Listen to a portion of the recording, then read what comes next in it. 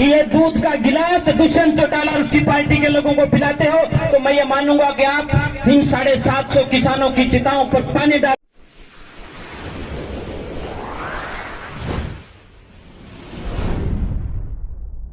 उस भूमि से 4 पीढ़ियां दादा अर्जुन सिंह, किशन सिंह और उनके बाद शहीद आजम भगत सिंह, चाचा अजीत सिंह, कितने लोगों के नाम मैं बता सकता हूं जिन्होंने इस देश को आजाद करवाने का काम किया। आज ये हमारी माताएं बैठी हैं, इनको मैं संबोधित करते हुए कहना चाहता हूं, आपका ये योगदान इतिहास के स्वर्णिम पन्नों के ऊपर लिखा जाएगा। जब इस सरकार के काले कारनामों के करतूतों को उजागर किया जाएगा, तब आपके ये स्वर्णिम पन्ने सामने आएंगे कि हमारी माताएं इन सरकार बेरहम सरकारों की गोलियों के सामने डट करके खड़ी हो गई और उन्होंने कहा कि यदि आपको गोलियां चलानी है तो हमारे सीने के ऊपर गोलियां चलाइए, हमारे बुजुर्गों को, हमारे बेटों को हम कुछ नहीं होने देंगे। इन माताओं ने जो संघर्ष किया है, इन माताओं ने जो हौसला दिखाया है, वो सबसे ज्यादा अनुकरणीय है। वो जो है, मैं उनको कहता हूं कि आपका जो योगदान है वो इतिहास में एक विशेष स्थान रखता है। हमारे बुजुर्ग बैठे हैं, बहुत कम लोग रह गए जिनके सर के ऊपर पगड़ी दिखाई देती है। इन पगड़ी की लाज बहुत बड़ी चीज है और पहली बार ऐसा आंदोलन हुआ है। एक महिला ने पिछली बार एक बयान दिया, शायद आप लोगों ने भी सुना होगा कि ये देश तो 2014 में आजाद हुआ है। भले ही ये कहीं न कहीं राजघरानों की पत्तल चाटने वाले लोग, उनके पैसों पर पलने वाले लोग, इस मजदूर को, किसान को बदनाम करने वाले लोग जब ये बात कहते हैं कि ये देश 2014 में आजाद हुआ था, उससे पहले कौन सा आंदोलन हुआ था, उन लोगों के लिए मैं कहना चाहता हूँ, महात्मा गांधी जी ने जो रास्ता अपनाया था सत्य और अहिंसा का, उसके दम पर देश को आगे बढ़ाने का काम किया था। उनके साथ चाहे शहीद आजम भगत सिंह को चलने की बात हो, राम प्रसाद बिस्मिल को चलने की बात हो, अशफाक उल्लाह खान को चलने की बात हो, सब लोग उसके राही बने थे। मैं कहना ये चाहता हूं कि जो ये आंदोलन चला था, इसमें भी कहीं किसी साथियों ने कोई बंदूक नहीं चलाई, परंतु अहिंसा और सत्य के मार्ग पर चलकर अपनी ताकत के दम पर इस किसान ने ये दिखा दिया कि तानाशाही सरकारों को झुकाने का काम यदि कोई कर सकता है इस देश में वर्तमान समय में, तो ये मजदूर और किसान कर सकता है। इसके अलावा किसी के पास ताकत नहीं है।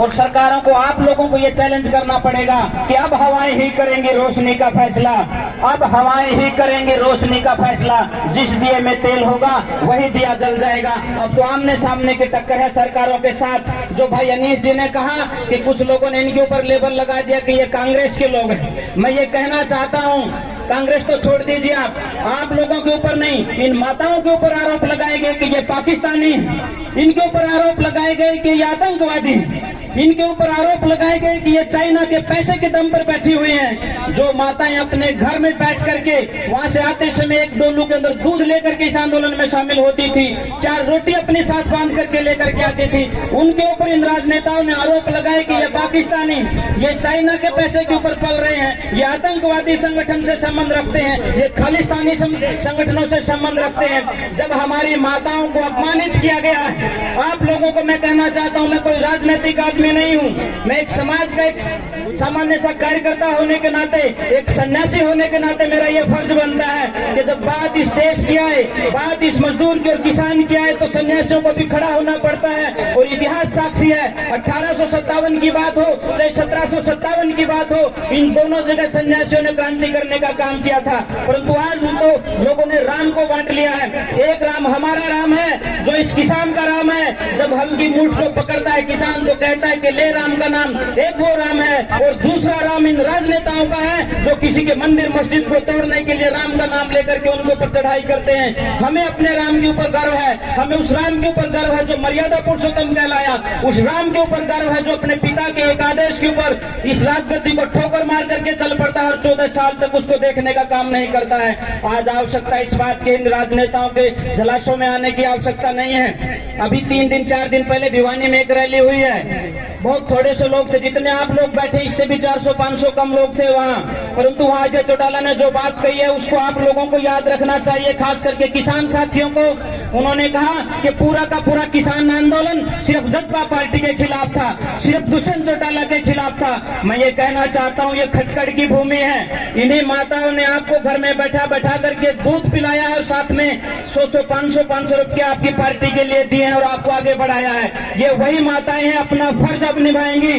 हमारे 750 से ज्यादा किसान मारे गए हैं। यदि आप आज ये दूध का गिलास दुष्यंत चौटाला और उसकी पार्टी के लोगों को पिलाते हो, तो मैं ये मानूंगा कि आप इन 750 किसानों की चिताओं पर पानी डालने का काम कर रहे हैं। ये संकल्प हमारी माताएं लें कि इनको अपने घरों में नहीं घुसने देंगे। अरे जिन लोगों के घरों में ये लोग जाते थे उनकी तो भैंस नहीं दिखती थी, आप लोगों ने उनमें उनको अपने सिर के ऊपर बैठा लिया। आज आवश्यकता इस बात की एक एक बात को समझने की है और इन राजनेताओं को इनकी औकात दिखाने की आवश्यकता है। इन राजनेताओं में ज्यादा दम नहीं होता, ये तो बंदर की तरह से होते हैं। एक बार आपने दहाड़ लगा दी तो छत से नीचे गिरने का काम करेंगे।